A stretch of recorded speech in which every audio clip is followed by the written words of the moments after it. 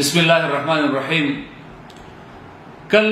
پشاور میں مولانا فضل الرحمان صاحب نے ایک پریس کانفرنس کی جس میں انہوں نے صوبے کے حالات پر بات کی۔ صوبے میں اس وقت جو لا اینڈ آرڈر کی سچویشن چل رہی ہے، جس طرح کرپشن ہو رہی ہے، جس طرح کی بد انتظامی ہو رہی ہے،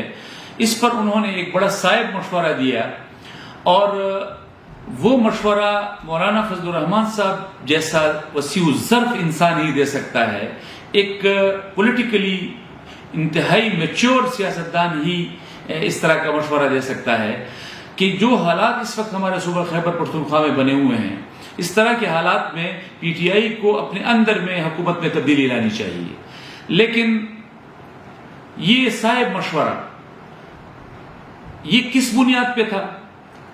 ہمارے صوبے کے لا اینڈ آرڈر کے حوالے سے جو باجوڑ سے لے کر ڈیرہ اسماعیل خان تک کے حالات ہیں، ہمارے صوبے کے جو کرپشن کے حالات ہیں، ہمارے صوبے میں جو بد انتظامی اور بدعنوانی ہو رہی ہے، اس طرح کے اس میں جو تبدیلی ناگزیر سمجھی جا رہی ہے، وہ اس تبدیلی کو انہوں نے ڈائیورٹ کیا پی ٹی آئی کے اپنے اندرونی صفوں کی طرف، کہ پی ٹی آئی اپنے اندرونی صفوں میں یہ تبدیلی لائے۔ یہ مینڈیٹ جیلی صحیح، مولانا فضل الرحمان صاحب نے کہا کہ جی یہ مینڈیٹ جیلی ہے، لیکن اس کے باوجود یہ حق اس وقت پی ٹی آئی کا ہے کہ وہ اپنے اندرون میں سے تبدیلی لائے۔ لیکن پھر اس پر جو کٹ پتلی وزیر اعلیٰ نے ریئیکشن دیا، اور پھر جس طرح کا لب و لہجہ استعمال کیا اور جس طرح کا انداز استعمال کیا، وہ انداز، اگر یہی انداز جو کل وہ مولانا فضل الرحمان صاحب کے خلاف استعمال کر رہے تھے، یہ انداز ان کو بریگیڈیئر راشد کی کسٹڈی میں بھول گیا تھا۔ یہ جس طرح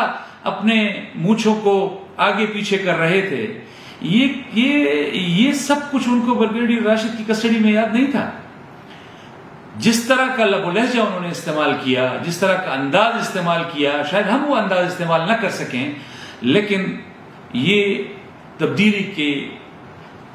نشاندہی کرتی ہے کہ ان کو یہ احساس ہو گیا ہے کہ اب جلد یا بدیر میں اپنے انجام تک پہنچنے والا ہوں۔ آپ کو خود معلوم ہے اس وقت ہمارے صوبے کے جو حالات ہیں، باجوڑ سے لے کر ڈیرہ اسماعیل خان تک، جس طرح بد امنی، جس طرح بد انتظامی، جس طرح کی کرپشن ہو رہی ہے، اور ہمارا صوبہ جس طرح کی کرپشن میں لتھڑا ہوا ہے، انسان کی جان محفوظ نہیں ہے، اس طرح کے صورتحال میں جمعیت علماء اسلام ایک اپوزیشن کے سب سے بڑی پارٹی ہوتے ہوئے اس سے کیسے لا تعلق رہ سکتی ہے؟ تو اس طرح کے حالات میں پی ٹی آئی کو اس طرح متوجہ کرنا کہ آپ ہی اپنے اندر سے تبدیلی لائیں، یہ اس سے زیادہ وسیع الظرف کون ہو سکتا ہے جو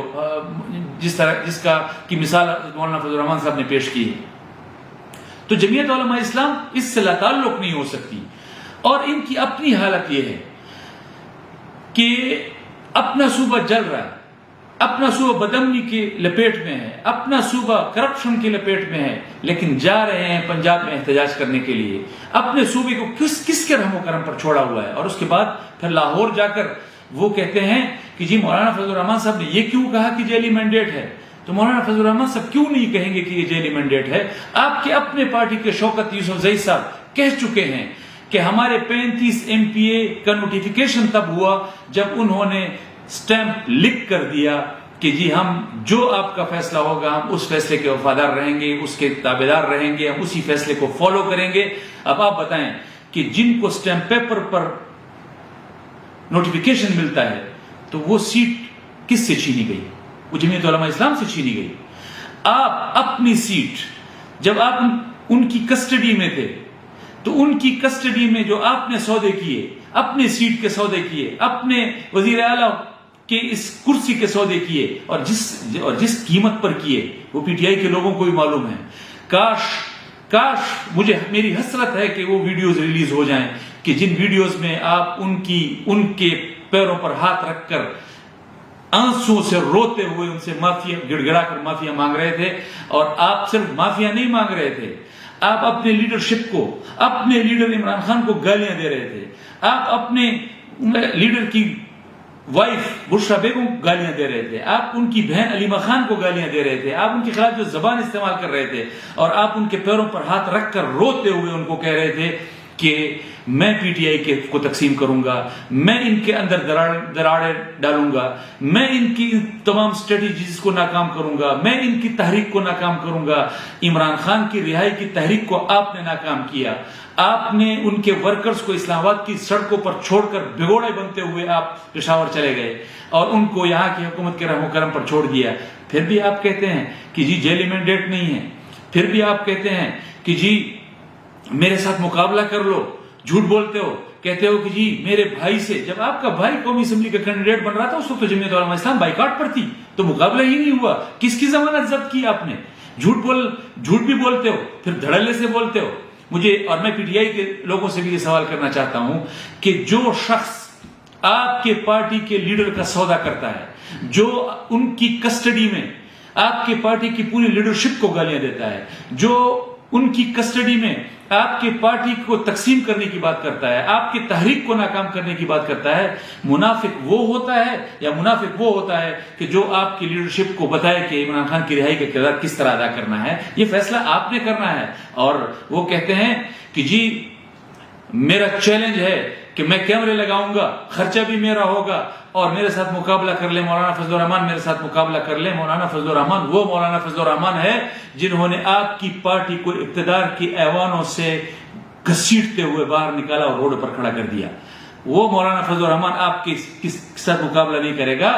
آپ کہتے ہو کہ مقابلہ، میں آپ کو چیلنج دیتا ہوں، آپ اس مفتی محمود کے بیٹے کو چیلنج کرتے ہیں، یہ مفتی محمود کا بیٹا آپ کو چیلنج کر رہا ہے کہ اپنے بھائی سے آج اور ابھی اسی وقت استعفیٰ دلواؤ، پہلے اس مفتی محمود کے بیٹے سے مقابلہ کر لو، پھر اس مفتی محمود کے بیٹے کا نام اپنی زبان پر لانا۔ اور آپ کہتے ہو کہ اگر مفتی محمود کا بیٹا ہوگا تو پھر تو میرا چیلنج قبول کرے گا۔ میں آپ کو یہ بھی نہیں کہہ سکتا، کیونکہ میں ڈیرہ اسماعیل خان کے جی پی او چوک پر کھڑے ہو کر پوری گنڈپور قوم کو کہہ چکا ہوں کہ گنڈپور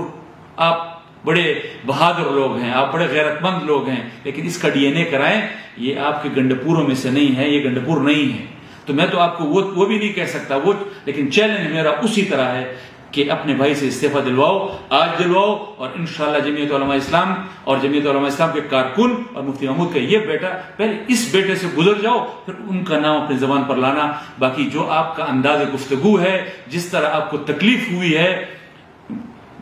یہ آپ کو معلوم ہو چکا ہے کہ میرے چل چلاؤ کا زمانہ آ چکا ہے۔ انشاءاللہ جمعیت علماء اسلام صوبہ خیبر پختونخوا کی عوام کو بہت جلد آپ کے اس کرپشن، بد انتظامی اور بد امنی میں لت چڑی ہوئی حکومت سے چھٹکارا دینے جا رہی ہے انشاءاللہ۔